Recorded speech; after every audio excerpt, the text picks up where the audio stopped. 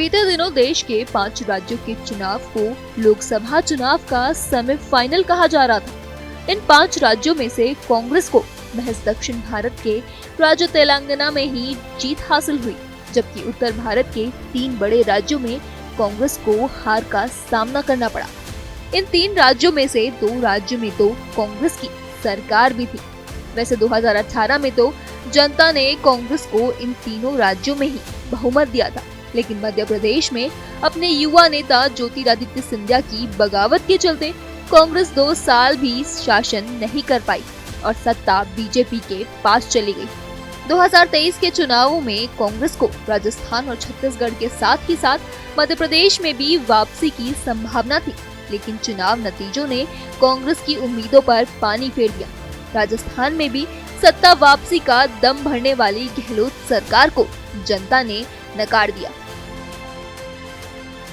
अगर वोट प्रतिशत के लिहाज से देखा जाए तो इस बार बीजेपी ने 41.69% वोट हासिल किए हैं। कांग्रेस को 39.53% वोट मिले। बात करें 2018 की तो यहाँ बीजेपी को 38.77% और कांग्रेस को 39.30% वोट मिले थे। यानी कांग्रेस ने इस बार 0.23% ज्यादा वोट हासिल किए हैं, लेकिन 30 सीटों का नुकसान हो गया। वहीं बीजेपी के वोटिंग परसेंटेज में जबरदस्त 2.92% सुधार हुआ है और सीधे 72 सीटों का फायदा हुआ है। अब भले ही इस बार कांग्रेस के वोट प्रतिशत में सुधार हुआ हो, मगर उसे सत्ता से तो बाहर होना ही पड़ा। अब सवाल है कि लोकसभा चुनाव को लेकर कांग्रेस किस रणनीति के साथ मैदान में उतरती है। अगर 2014 और 2019 लोकसभा चुनाव के वोट प्रतिशत पर नजर डालें तो भी वहां बीजेपी कांग्रेस पर भारी पड़ी थी। 2014 में 25 सीटों के लिए हुए लोकसभा चुनाव में बीजेपी को 54.94% वोट के साथ ही साथ सभी 25 सीटों पर दर्ज की थी, तो वहीं कांग्रेस को सिर्फ 30.36% वोट मिले, लेकिन कांग्रेस के खाते में एक भी सीट नहीं आई।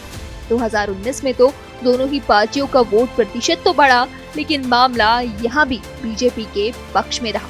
25 में से 24 सीटें बीजेपी जबकि 1 सीट आरएलपी ने जीती। यहाँ बीजेपी को 98.47, कांग्रेस को 34.24% ही वोट मिले थे। सत्ता से बाहर हुई कांग्रेस अब लोकसभा चुनाव को लेकर तैयारी में जुट गई है। राजस्थान में बीते 3 दशक से सत्ता परिवर्तन का रिवाज रहा है, लिहाजा इस बार विधानसभा की बाजी बीजेपी के हाथ लगी है। लेकिन राजस्थान में बीते 2 बार से लोकसभा चुनाव में कांग्रेस अपना खाता भी नहीं खोल पाई है। वैसे इन 10 सालों में से एक वक्त ऐसा भी था जब कांग्रेस ने लोकसभा की 2 सीटें जीती। साल था 2018। लोकसभा क्षेत्र थे अलवर और अजमेर। यहाँ बीजेपी के सांसदों के निधन के चलते उपचुनाव हुए थे। इस उपचुनाव में कांग्रेस ने दोनों ही सीटों पर जीत हासिल की थी। तब प्रदेश कांग्रेस की कमान सचिन पायलट के हाथों में थी और सचिन पायलट 2018 में मुख्यमंत्री पद के प्रबल दावेदार माने जाते थे। मगर 2018 में जब कांग्रेस सत्ता में आई तो मुख्यमंत्री बने अशोक गहलोत। अब इस बार कांग्रेस ने सचिन पायलट को छत्तीसगढ़ का प्रभारी बनाया है। तो अब ये देखना बड़ा दिलचस्प होगा कि राजस्थान में कांग्रेस 10 साल के अपने जीरो के खाते में इस बार कितने नंबर जोड़ पाती है।